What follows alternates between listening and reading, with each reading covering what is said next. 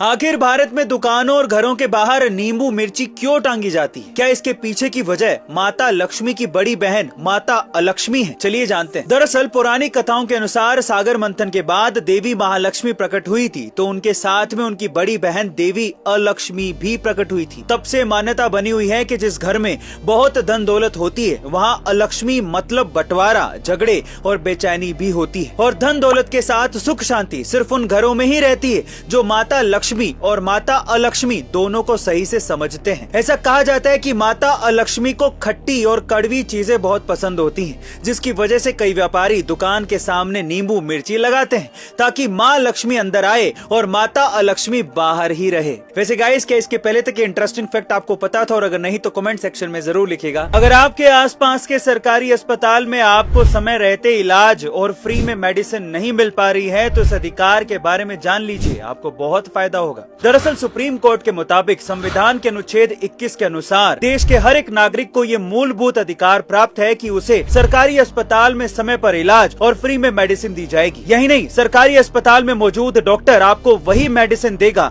जो उस अस्पताल में उपलब्ध है। अगर ऐसा नहीं होता, यानी आपका समय रहते इलाज नहीं किया जाता या फिर आपसे मेडिसिन के लिए पैसे मांगे जाते हैं, तो इस स्थिति में आप सीएमओ और डीएम को शिकायत कर सकते हैं। और अगर वहां से कोई रिस्पॉन्स ना मिले तो आप नेशनल ह्यूमन राइट्स कमीशन के दिए गए टोल फ्री नंबर पर भी शिकायत दर्ज करवा सकते हैं। अपने अधिकारों के बारे में जागरूक रहें और ये वीडियो ज्यादा से ज्यादा लोगों के साथ शेयर करें ताकि जागरूकता फैल सके। आखिर प्रसाद के तौर पर पंचामृत और चरणामृत ही क्यों दिया जाता है? पंचामृत और चरणामृत में ऐसा क्या है जो इसे इतना पवित्र माना जाता है? चलिए जानते हैं। देखिए, पंचामृत दूध, दही, शक्कर, शहद और घी, इन 5 चीजों को मिलाकर बनाया जाता है। पंचामृत पीने से शरीर मजबूत बनता है और कमजोरी दूर हो जाती है। इसी तरह चरणामृत को भी पवित्र माना जाता है। चरणामृत यानी कि विष्णु भगवान के पांव का पानी। इसे बनाने के लिए तांबे के बर्तन में रखा हुआ पानी भगवान की मूर्ति के पैरों पर छोड़ा जाता है, जिसके बाद निकला हुआ पानी प्रसाद के तौर पर पिया जाता है। चरणामृत से आत्मा शुद्ध हो जाती है और आपके मस्तिष्क को शांत रहने में मदद मिलती है। इसलिए हिंदू धर्म में